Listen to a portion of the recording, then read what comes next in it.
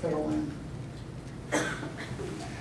Part of the Constitution, something that fell short with the Articles of Confederation, was to have a concord or peaceful relationships between the states.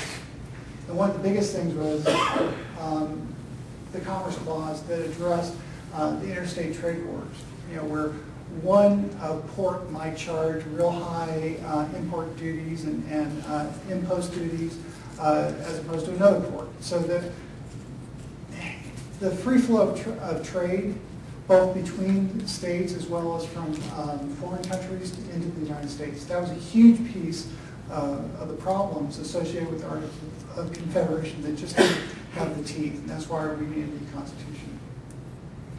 The Coinage Clause, many states, and even small provinces, were striking their own coins, creating a tender. And so then that became a problem as far as moving that tender from either one community to another or across state lines.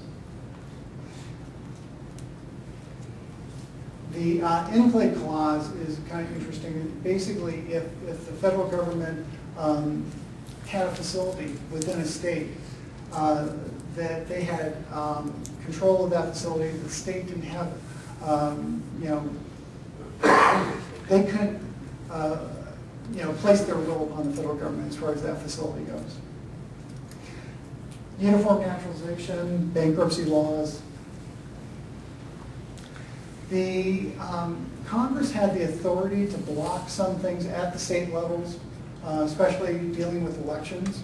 I think oftentimes if the states were doing their best, the federal government didn't step in, but it had the authority, the ability to step in and kind of be the final word on the operation of winning elections. They also had, for example, they set up the rules to admit new states, or if the state wanted to divide its territory. They managed federal land, and then we talked about the Guarantee Clause a moment ago. These are all aspects of promoting concord between states. So for example, the federal government, they could impose their will on these aspects of elections. Oftentimes they left it up to the states, but they were concerned that the states would manipulate elections. They would, for example, only have elections in more prominent areas of the state so that wealthier people who had bribed officials would be elected, things like that. So the federal government was there to ensure that there was fairness. Administrative powers, we're just about done. They set the rules for the census.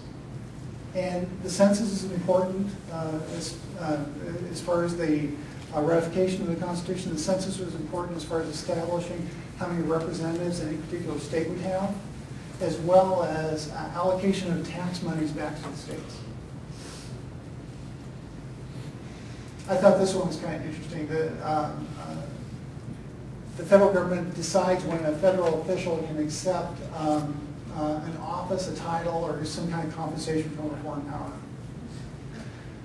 The order of presidential succession, in other words, does after the president or vice president die, is it really the Speaker of the House? Is the next person? So Congress decides those things. They fixed the pay for federal employees with the caveats that the president's salary cannot change, cannot go up or down during his term of office, and judges' salaries can go up, but they can't go back down. Well, there's some judges I'd love to go away from. They were in charge of the court system. They established the federal court system and how judges were selected, where they were going to be located, things like that. And the last authority was constitutional amendments.